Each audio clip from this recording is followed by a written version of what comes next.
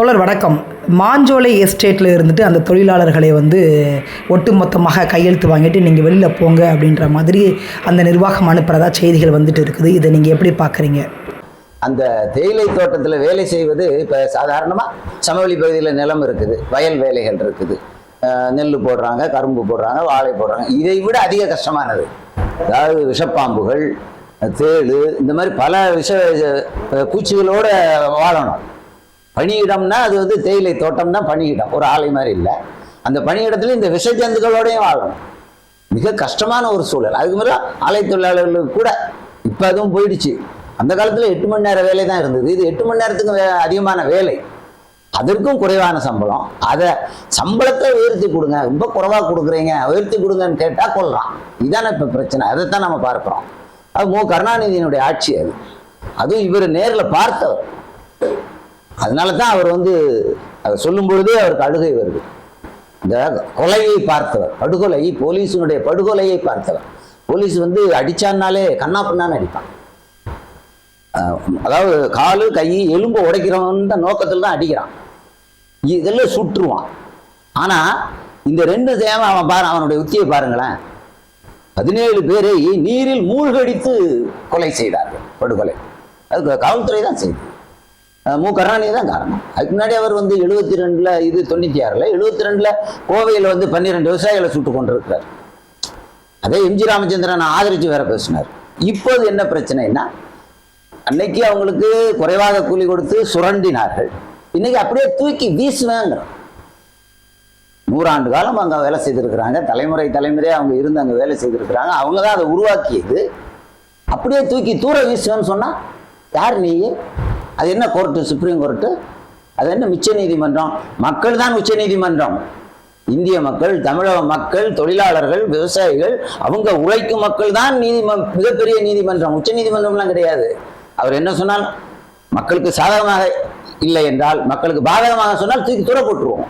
அதுதான் ஏற்கனவே அங்கே 17 பேர் இழந்து அந்த விஷயம் தான் பேசிக்கிட்டு இருக்கிறோம். இப்போ அதை என்ன செய்வது? மக்களிடமே கொடுங்க. அதுதான் நாம் சொல்றோம். டாக்டர் கிருஷ்ணசாமி ஐயாவும் அதான் சொல்லியிருக்கிறாங்க.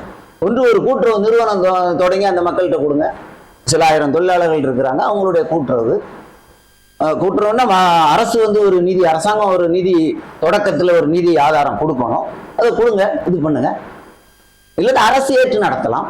அந்த 17 பேரை கொன்றது, தண்ணீரில் மூழ்கடித்து கொன்றது. அதுக்கப்புறம் இவங்க யாருக்குமே மக்களுடைய வாழ்க்கை, வாழ்வாதாரங்கள் அதை பற்றி எந்த அக்கறையும் இல்லை, கவலையும் இல்லை. மக்களை தூக்கி தூர எறிகிறான். இந்த பரந்தூரில் என்ன நடக்குது? 5000 ஏக்கர். அது யார்? நீ விமான நிலையம் கட்டுறதுக்கு யார் நீ? யாருடைய மண் அது? அந்த மக்களுடைய மண். எங்கேயோ இருந்து நீ விமான நிலையம் கட்டிடுவியா? யாருக்கு விமான நிலையம்? அந்த மக்களுக்கா? ஸ்ரீலங்காவில், இலங்கை தீவில் மலையக மக்கள்னு சொல்றது யாரு? இங்க இருந்து போன தொழிலாளர்கள் ஏமாத்தி கூட்டு போனோம். அங்கே உங்களுக்கு வேலை, தங்குமிடம், கல்வி வசதி எல்லாம் வரும்னு 150 ஆண்டுகளுக்கு முன்னால் ஏழை எளிய மக்களை ஏமாத்தி அங்கே கூட்டு போயிட்டு சொல்லனாத துன்ப துயரங்கள், விஷப்பாம்பு, விஷப்பூச்சிகளோட வாழ்ந்து அவங்க தேயிலை தோட்டத்தை உருவாக்கி, இப்ப சிலோன்னு அந்த நாட்டுக்கு பேர் இருந்தது, அது ஸ்ரீலங்கான்னு மாத்திட்டான். ஆனா டீ இன்னைக்கும் சிலோன் டீம் தான் ஐரோப்பா நாடுகளில் விற்பனை ஆகுது, லண்டன்ல விற்பனை ஆகுது, உலகம் முழுக்க. அதுவும் நம்ம மாஞ்சோலை தேயிலை மாதிரி மிக சுவையானது, தனி மனம் இருக்கும். அதை கொதிக்க வச்சு பார்த்தோம்னா அவ்வளவு மனமா இருக்கும். அப்ப சிலோன் டீன் ஏன்னு பேர் வச்சிருக்கிறான். நாட்டின் பேரை மாத்தின பிறகு கூட சிலோன் டீன் அறிமுகமாயிருக்கு. ஸ்ரீலங்கா டீன் விற்பனை போயிடும்னு அந்த மக்களை சுரண்டுவது. அதே தான் இங்கேயும் நடக்குது. அப்ப மக்களை பற்றி எந்த அக்கறையும் இல்லை. எனக்கு மகனை பற்றியும் மருமகனை பற்றியும் தானே அக்கறைன்னா, புரட்சியின் மூலம் தூக்கி எறியப்பட வேண்டுமா நீங்கள்? இல்லை ஒழுங்கா ஆட்சி செய்துட்டு போறீங்களா? இவங்க முடிவு பண்ணிக்க வேண்டியதான். இதுதான விஷயம். அதுல இன்னொன்னு, விவசாயம் மட்டுமல்ல, பாலாற்றுக்கும் இங்க கொசத்தலை ஆற்றுக்கும் நடுவில் இருக்கிற பகுதி, அந்த பரந்தூர் பகுதி, அங்க நீர்வளம் மிக அதிகம், அங்க ஏரிகள் அதிகம். அந்த ஏரிகள் நிரம்பினால்தான் இந்த கூவம் ஏரி, அதற்கு வடகிழக்கு பகுதியில் இருக்குன்னு நினைக்கிறேன், கூவம் ஏரி நிரம்பும். கூவம் ஏரி நிரம்பினால்தான் சென்னை மக்களுக்கே நன்மை. அங்கே உள்ள ஏரிகள், பரந்தூர்ல விமான நிலையத்திற்காக அந்த ஏரிகள் அழிக்கப்பட்டால் கூவம் ஏரி பாதிக்கப்படும். கூவம் ஏரி பாதிக்கப்பட்டால் சென்னை மக்களுக்கும், அப்புறம் செம்பரம்பாக்கம் ஏரி பாதிக்கப்படும். சென்னை மக்களுக்கும் குடிநீர் பிரச்சனை உட்பட பல பிரச்சனைகள் வரும். ஒரு ஏரி அழிக்கப்பட்டதுன்னா சுத்தி பல கிலோமீட்டர் பகுதிக்கு மரங்கள் வாழ முடியாது இல்லையா? ஏரியில மேல தண்ணி இருக்கு, நம்ம கண்ணுக்கு தெரியுது. அப்ப ஏரி கீழே நிறைய தண்ணி இருக்கும். அதுதான் வந்து சாலை ஓரத்துல மற்ற இடங்கள்ல மரங்கள் வாழ வைக்குது. அப்ப அது எல்லாம் பாதிக்கப்படும். இந்த மரங்கள் இல்லாதனால தான் இந்த வெப்பம்னு இப்ப நம்ம எல்லாரும் பேசுறோம். 15 நாளைக்கு முன்னாடி வரைக்கும் இந்த சென்னை வெப்பம் மட்டும் இல்ல, தூத்துக்குடியில இவங்க பார்த்தாங்க உள்ளூர வெப்பம் இருக்கு.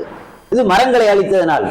சாலை போட்டது யாருக்காக? நமக்காக போட்டாங்க. அப்ப யாருக்கோ கார்பரேட்டுகளுக்கு சாலை போடுவதற்காக நம்ம ஒரு மரத்தெல்லாம் வெட்டிட்டு இன்னைக்கு வெயில் வந்து நம்மளை வந்து பொறிச்சு எடுத்துருச்சு இல்ல. இதே மாதிரி அது 2 பாதிப்பு. விவசாயிகள் 1000 ஆண்டு காலமாக 2000 ஆண்டு காலமாக விவசாயம் செய்து வாழ்ந்த மக்கள், அவர்களை தூக்கி தூர வீசி எறிவது நீராதாரம், சுற்றுச்சூழல், அதையும் பாதிப்பது. இவ்வளத்தையும் பாதிச்சு யாரோ சிலருக்காக விமான நிலையம் கொண்டு வர்றதுன்னா, அப்ப இதேதான் மாஞ்சோலையிலேயே நடக்குது. மக்களை வந்து அவங்க புழுப்பூச்சியா கூட நினைக்கல, எறும்பா கூட மதிக்கல. அந்த இந்த மனப்பாங்கு, ஆட்சியாளர்களுடைய இந்த மனப்பாங்கு கொடூரமானது. இதை நாம் எதிர்த்தாக வேண்டும். இது ஜனநாயக நாடுன்னு சொல்றோம், மக்கள் தான் முடிவு செய்யணும். போட்டு WTO வந்துருச்சு, அவன் தெளிவா பேசுறான், மானியம் கொடுக்காதே. ஐரோப்பிய நாடுகள், அமெரிக்கா, அவங்க நாட்டு விவசாயிகளுக்கு மானியம் கொடுக்கிறார்கள். அதே நாடுகள் வந்து உலக வர்த்தக கழகம் ஒப்பந்தத்துல கையெழுத்து போட வச்சுட்டு இந்தியா மாதிரி அந்த கூட்டத்துல வந்து இந்தியா வந்து விவசாயிகளுக்கு கொடுக்கின்ற மானியத்தை நிறுத்த வேண்டும்னு பேசுறோம். இங்க உற்பத்தி செய்யற பொருள் இங்க வந்து வித்துறலாம். அதாவது ரொம்ப பெரிய சதி இருக்குது. ஒரு சதி இல்ல, இந்த சதிக்கு பின்னாடி இன்னொரு சதி திட்டம், அதுக்கு பின்னாடி இன்னொரு சூழ்ச்சி திட்டம், இப்படியே ஒரு தொடர்ச்சியா இருக்குது. மேலே தெரிவது ஒரு சதி, மக்களுக்கு எதிரான ஒரு திட்டம், அதுக்குள்ள ஆழமா பல திட்டங்கள் இருக்குது மக்களுக்கு எதிரான. ஒரு கார்பரேட்டுகளுக்கு மட்டுமே சாதகமானது. இதுக்கு இடையில இந்த ஆளுங்க கட்சியா இருக்கிறவங்க சாராய கடை நடத்தி, கல்வி நிறுவனம் நடத்தி 30,000 கோடி ரூபாய், அது சொன்னார்ல நிதியமைச்சர் சொன்ன மாதிரி 30,000 கோடி ரூபாய் எடுத்துட்டு போயிருவாங்க. தேர்தல் நடக்கிறனால நம்ம நாட்டு தலைவர்கள் நம்ம நினைக்கிறோம், உள்ள பார்த்தோம்னா தேசத்தின் தலைவர்களாக, மக்களுக்கு யோசிக்கின்ற நல்ல ஆட்சியாளர்களாக தெரியல, கார்பரேட் நிறுவனங்களின் தரகர்களாக செயல்படுகிறார்கள்.